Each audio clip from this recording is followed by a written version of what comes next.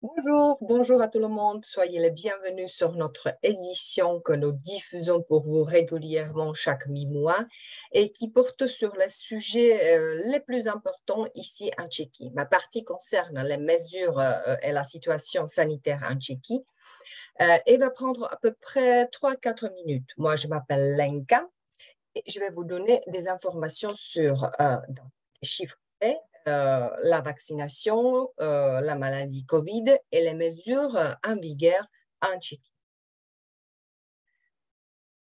Quelques chiffres. Donc voilà un petit récapitulatif de ce qui s'est passé lors des derniers jours. Donc vous voyez le nombre de cas positifs qui a dépassé presque, au total, qui a dépassé presque 4 millions de personnes, ce qui fait à peu près plus que 40% de toute la population de la République tchèque, qui comprend à peu près 10 millions et demi d'habitants. Il se peut qu'il y en a encore plus parce que pas tout le monde se fait tester. Donc, on pourrait dire que vers on est arrivé plutôt vers 50% de personnes qui ont déjà été infectées par la maladie Covid. Le petit plus montre qu'aujourd'hui, nous avons noté plus que 3000 personnes qui ont été donc détectées positives. Le nombre de personnes hospitalisées a augmenté au chiffre d'hier. Nous sommes le 11 août, donc par rapport au 10e août, a augmenté de 30 personnes. Au total, en ce moment, il y en a presque 1100 personnes qui sont hospitalisées. Vous voyez que le nombre de décédés a dépassé 40 000 personnes. Donc, par rapport à hier, le chiffre a augmenté de 7 personnes. Et le dernier chiffre montre le nombre de personnes vaccinées au total, donc par les 2 doses de vaccin au moins, et ça fait presque 18 millions de personnes. Donc, il y a un petit plus, vous voyez, par rapport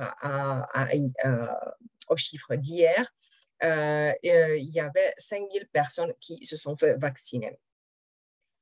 Si on compare par exemple les chiffres en juillet 2022 par rapport aux chiffres du juillet 2021, ce sont quand même les chiffres un peu flagrants parce qu'on en a noté presque 51 000 personnes par rapport aux 6 000 personnes que nous avons repérées en juillet 2021. Donc, il y a quand même une augmentation par rapport à l'été précédent. Certains spécialistes disent que les statistiques doivent être changées et qu'il faudrait plutôt faire des reportings qui comprendraient les chiffres, les chiffres qui porteraient plutôt sur le nombre de personnes hospitalisées que de suivre le nombre de personnes positifs par jour, parce que ça ne donne plus de sens en ce moment. Un léger graphique qui démontre qu'il y a quand même une courbe une courbe plutôt stable, je dirais, parce que vous voyez que le nombre de cas augmente et baisse assez régulièrement, mais il n'y a pas vraiment d'extrémité. Quelle est la situation de la vaccination et des tests ici en Tchéquie? Donc, à partir de la fin du mois de juillet, la 4e dose elle est déjà disponible pour les personnes les plus âgées, et aussi pour ceux qui veulent se faire vacciner avec la 4e dose. Par contre, le gouvernement recommande de se faire vacciner par ce booster plutôt en automne où on prévoit une nouvelle vague d'automne. Le mieux, c'est de se faire enregistrer. Vous voyez dans la 3e case que un site, un lien Internet où les étrangers peuvent s'enregistrer pour se faire vacciner. Ou les Tchèques, vous voyez le même lien sur sur le deuxième case. Ou bien vous pouvez vous mettre d'accord tout simplement avec votre docteur. Et les vaccins qui sont utilisés en Tchéquie sont celles des sociétés Johnson Johnson, Moderna, AstraZeneca ou le vaccin le plus répandu, c'est Pfizer-BioNTech. Les tests ne sont plus remboursés par l'assurance maladie, sauf à la demande du docteur, donc qui vous prépare cette demande seulement au cas où vous avez des symptômes. Dans les autres cas, il faudrait les payer. Le test antigénique le prix de test antigénique ne devrait pas dépasser les 200 couronnes. Pour le PCR test, ça ne devrait pas dépasser 800 couronnes.